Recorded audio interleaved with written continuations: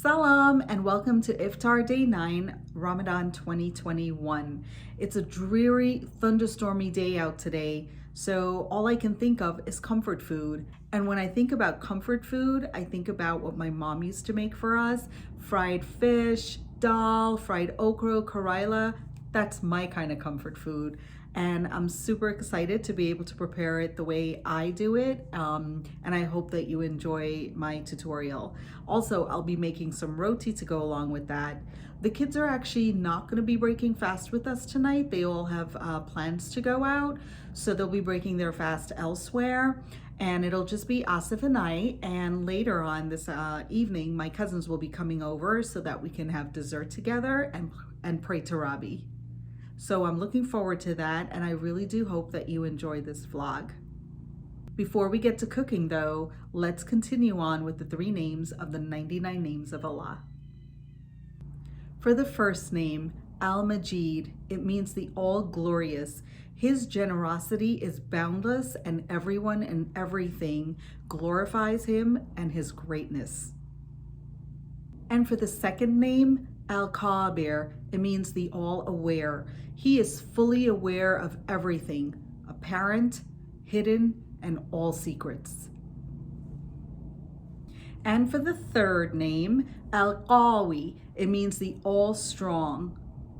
And this concludes the 3 names of the 99 names of Allah.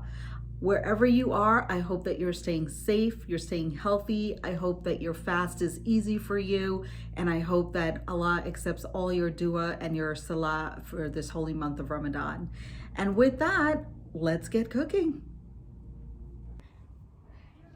To get started on my fish, I bought whiting fresh this morning. It's wild caught, and I have about 2 pounds of whiting. So I dry my fish with a paper towel when I wash it, and all the ingredients that I've added into here, it comprises mostly of salt, black pepper, Guyanese dry thyme, the fine one, paprika, chili powder, and of course, turmeric for a beautiful color when you fry your fish. And also I added some jeera. To fry my fish, I heated up some canola oil, and I like to cut the fish into small manageable pieces. And I'm just adding in some fish fry, which I bought at the fish market, some turmeric, and some regular white flour into the flour mixture. And I'm just gonna barely kind of coat it with that and deep fry the fish. So this will fry for just about 5 minutes. It's fish, it cooks pretty quickly.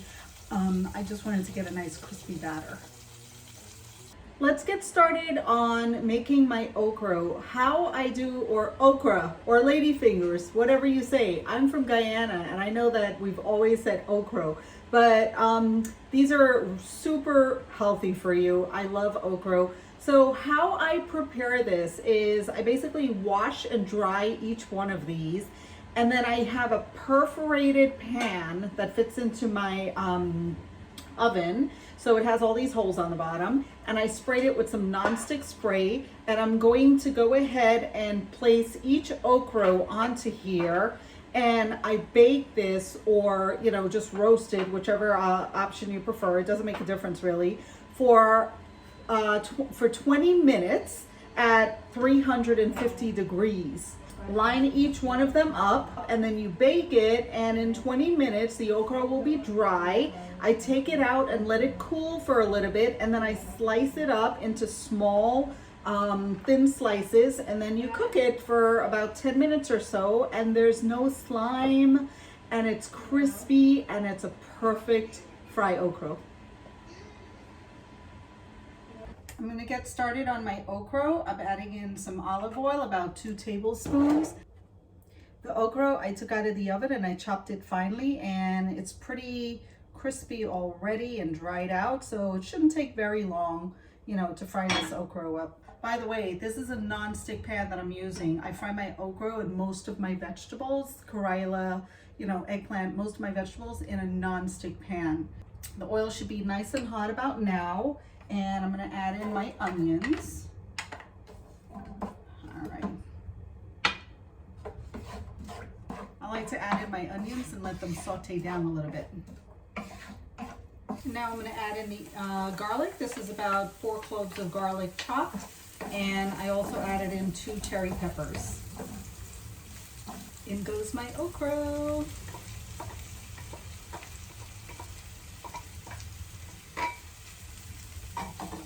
Shift it like that. Let it fry up for about 5 minutes, and then you can give it another turn. I wanted to show you how nicely the okra is frying up. It literally has like no slime in it whatsoever, and that's only because I kind of dried it out by baking it for a little bit, but it's perfect. So this is why I like the non-stick pan, because I can do this and not disturb or break apart the okra with a spoon. For my next dish, I'm going to be frying up some karaila. The trick with karaila is that you have to soak it overnight or at least for an hour in some salt water so that you can extract some of the bitterness from it. Otherwise, you can't really eat it. So my oil is nice and hot, and I'm going to add the onions to this. Let that cook down a little bit. One of the things I like to do with karaila is towards the end, when it's almost done, I like to add in the juice of a lime or a lemon. I feel like it just gives it a little bit of a kick in the flavor of the karaila. So the onions are nice and sauteed down. I'm going to go ahead and add about 3 cloves of garlic and 2 cherry peppers and give this a nice mix. So similar to how I cook the okra, it's pretty much the same ingredients that I'm using. And I also add in some garlic powder on top of it towards the end and just mix it up. I think it just gives it a nice flavor.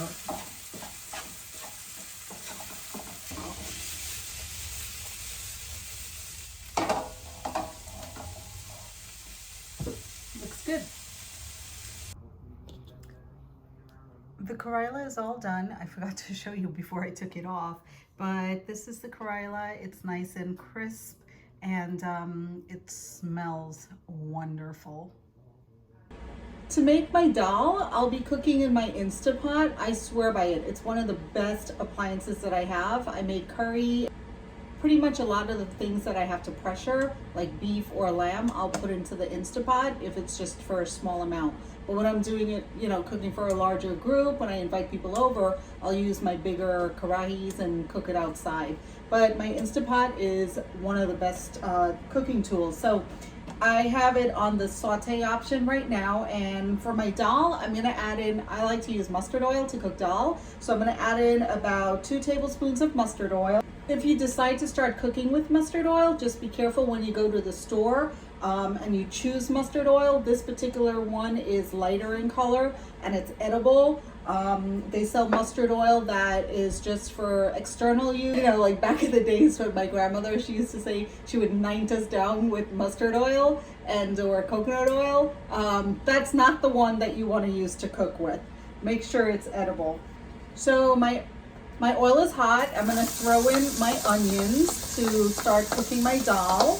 And once the onions are sauteed a little bit, I don't really add salt to dhall until towards the end, only because it's a lot of liquid and a lot of that liquid disappears from the pressure. So you want to add salt only in the end, because you're going to end up adding extra salt or more salt than you really need to.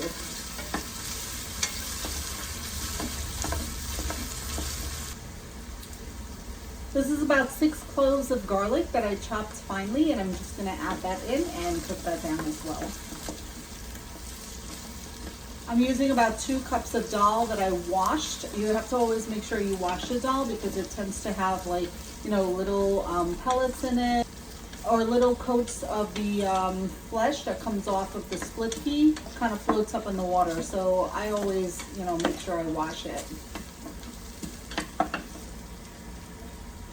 I have 1 teaspoon of cumin or jeera seeds. I'm going to add into there. I just love the taste and the flavor of jeera. Especially with this mustard oil, it just smells phenomenal. This is 1 teaspoon of turmeric that I add in to give it a beautiful color. I'm going to fry up the split peas with all of these yummy ingredients for about 2 minutes or so. And then I'm going to add 4 cups of water. You can basically add how much, water you choose to. It depends on how thick or thin you like your dal. I like it a little bit, on the thinner side. I don't like it too thick. I just don't enjoy eating it like that. And I also love to drink dal, especially with a hot cherry pepper inside of that. Oh, it's the best. So in goes the water.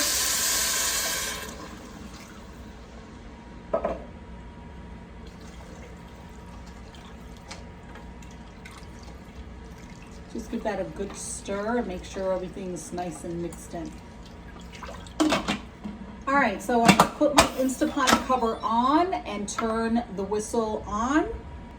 I like to put it on the pressure option. So pressure cook, automatically 20 minutes comes up for me. And I think that is a perfect amount of time to pressure these split peas.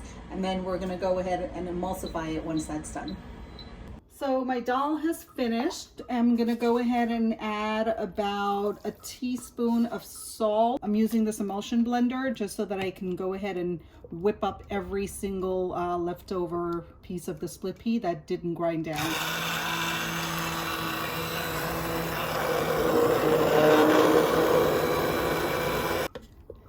All right, that looks wonderful. It looks perfect, actually. Great smooth texture.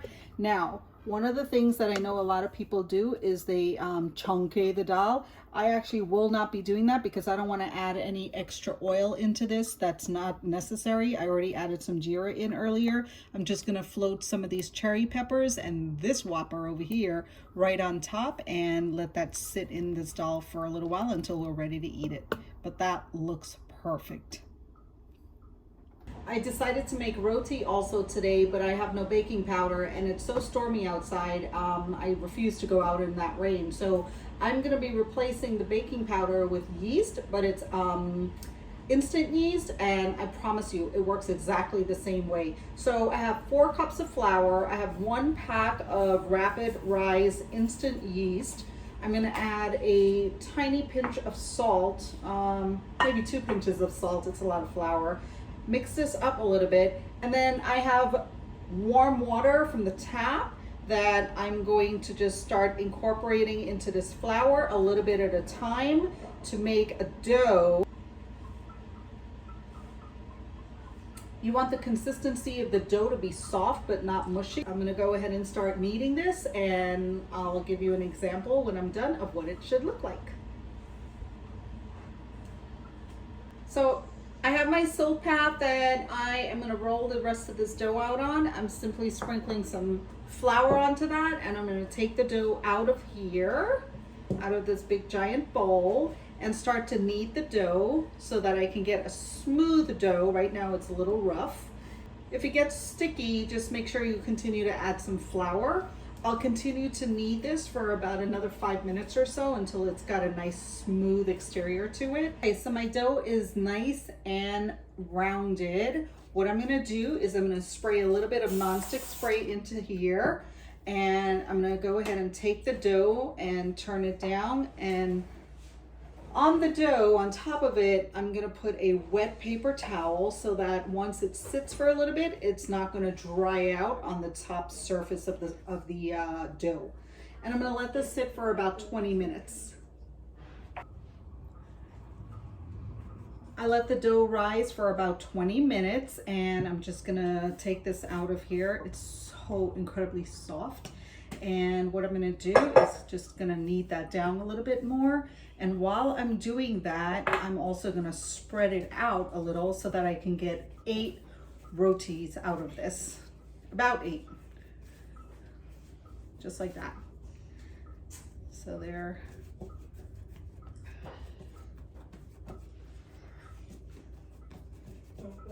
All right, so that's 1, 2, 3, 4, 5, 6, 7, and 8.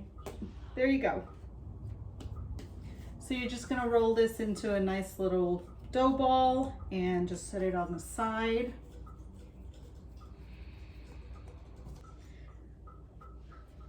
So just cover them down and let them sit for another 10 minutes or so with the a wet paper towel. Just squeeze all the water out of the paper towel and let these just sit. And then in about 10 minutes, I'll check them back again. In here, I have some oil with a little bit of ghee. In here, I have some extra flour in case this sticks. What I'm gonna do, I'm just going to douse it in the flour and roll this dough out. Oh, so soft.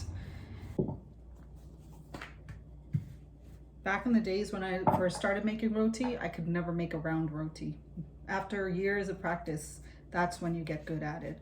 So I just spread a little bit of oil into here. I use a pizza cutter to cut about halfway up, a slit into it, and then I just go around on my hand like this so that I can form layers with this roti. And then what you do is you tuck it in under one end here and tuck it in on the top, and that is a perfect roti loy. I'm going to show you how I roll my roti. What I do is I take the loy and I just kind of go around the edges and get all the air pockets out from it, because you know, once you start to roll it, it's going to be tougher to do it with a rolling pin. And then I just put it into some flour like that. Shake out the excess flour and then start to roll my roti. Try to get your roti as round as possible, which is what my hope is. So the stove is on a medium heat on my, well, in Guyana you say tawa, but I don't even know, it's like a flat pan. I guess it's my tawa. But I have the heat on medium, and I also have some oil on the side with a basting brush, because what I'm going to do is once I put this down, I'm going to go ahead and baste it with some oil and get a nice oil roti. Okay, nice round roti. So this is what I mean about when I say I'm going to clap the roti. So once the roti comes off the stove, you just go like this to break up the roti a little bit. Just like that. What you get is a nice flaky roti that's super, super soft and goes really well with the food that I'm cooking tonight. Ta-da! I got these beautiful lychees at the Korean store yesterday, and this is what I'm going to use to break our fast today. I also got these gorgeous melons at the Korean store, so we're going to be using a half each for us to break our fast as well. So since it's just two of us to break our fast tonight and have dinner, here is our wonderful spread. I sprinkled some onions on the karaila, that's our okro. Here's our fried fish, and the roti is in here. Where's Ronald? Allahumma ameen. A'udhu billahi minash shaitanir rajim. Bismillahir rahmanir rahim. Alhamdulillahi rabbil alameen ar-rahmanir rahim. Maliki yawmiddin. إياك نعبد وإياك نستعين اهدنا الصراط المستقيم صراط الذين أنعمت عليهم غير المغضوب عليهم ولا الضالين. Ya Allah, we ask you to accept our fasting, Ya Allah, accept our prayers, Ya Allah, accept our dua, Ya Allah. Ya Allah, forgive us for our sins, what we have done knowingly and unknowingly, Ya Allah. Ya Allah, have mercy on us in this month of Ramadan, Ya Allah, and forgive us for all our sins, Ya Allah. Ya Allah, we ask you to grant us peace and happiness, Ya Allah, and forgiveness, Ya Allah. Ya Allah, we ask you to grant our home peace and happiness, Ya Allah. Ya Allah, have mercy on us, Ya Allah. ربنا آتنا في الدنيا حسنة وفي الآخرة حسنة وقنا عذاب النار. اللهم صل على محمد وعلى آل محمد كما صليت على إبراهيم وعلى آل إبراهيم إنك حميد مجيد. اللهم بارك على محمد وعلى آل محمد كما باركت على إبراهيم وعلى آل إبراهيم إنك حميد مجيد. سبحان ربك رب العزة عما يصفون. السلام على المرسلين. الحمد لله رب العالمين.